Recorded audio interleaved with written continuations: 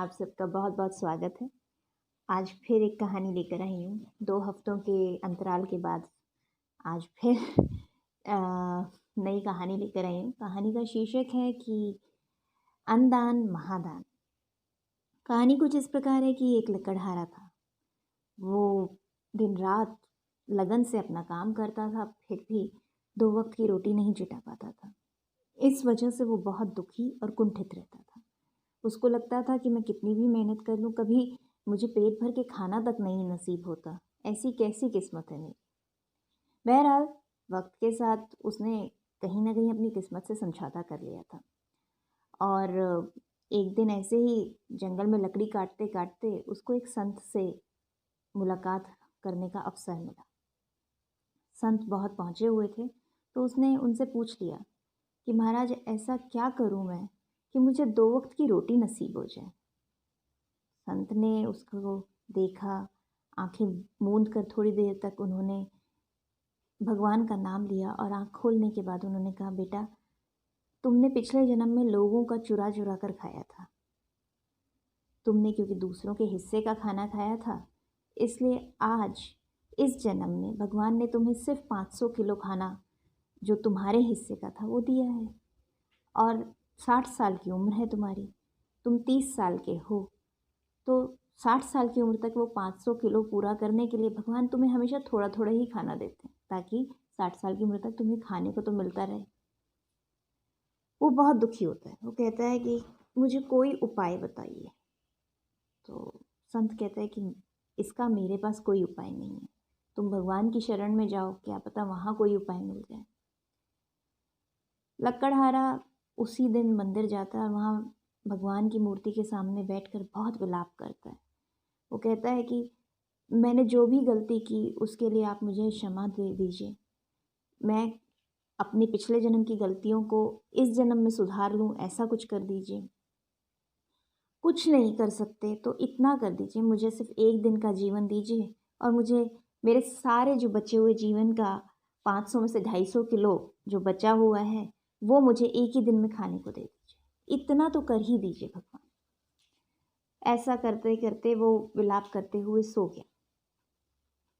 सोते वक़्त रात को स्वप्न में भगवान आए। उन्होंने कहा कि कल तुम्हारे दरवाजे पर तुम्हारे हिस्से के 250 किलो अन्न की बोरियां तुम्हें मिल जाएंगी। तुम पेट भर के खाना खा लेना, पर याद रखना तुमने कहा था कि मुझे बाकी की ज़िंदगी नहीं चाहिए, तो तुम्हें अपनी बाकी की ज़िंदगी देनी पड़ेगी।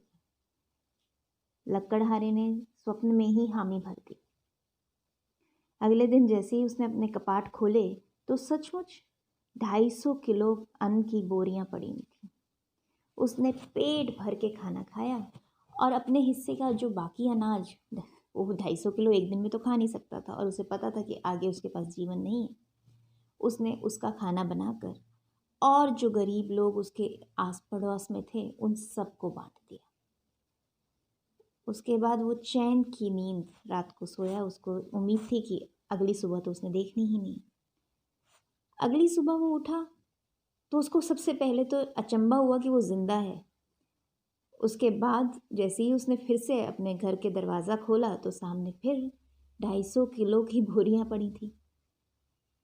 उसने फिर वही दिनचर्या की कि अपना पेट भर के खाना खाया और अड़ोस पड़ोस में जितने भी भूखे गरीब थे सबको खाना खिलाया। उसको लगा कि कुछ गड़बड़ कहीं तो हुई है, पर जो भी है ठीक है। ये चीज़ रोज़ होने लगी। रोज़ वो 250 किलो खाने बनाता, खाता और बाकियों को भी खिलाता। उसने पेट भर के खाने की जो उसकी एक लालसा थी, वो तृप्त हो गई थी।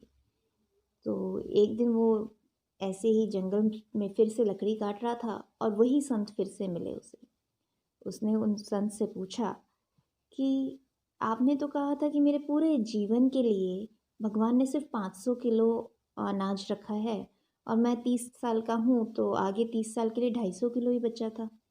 मैंने भगवान के आगे विलाप किया कि मैं भूखे पेट नहीं मरना चाहता, मुझे सिर्फ एक दिन का ही वक्त दे दीजिए और मुझे पेट भर के खाना दे दीजिए। तब से मेरे तो घर के बाहर रोज़ ही 250 किलो अनाज आ जाता है और मेरे को तो कभी भूखे रहने की नौबत ही नहीं पड़ रही, आपसे कुछ गलत तो नहीं हुआ। तो संत ने फिर उसकी तरफ देखा, आंखें मूंदी, थोड़ी देर तक वो तल्लीन चुप बैठे रहे। फिर उसके बाद उन्होंने आंखें खोल के कहा कि तुम्हें पता है तुम्हारे हिस्से में भगवान ने इतना कम अनाज क्यों लिखा था?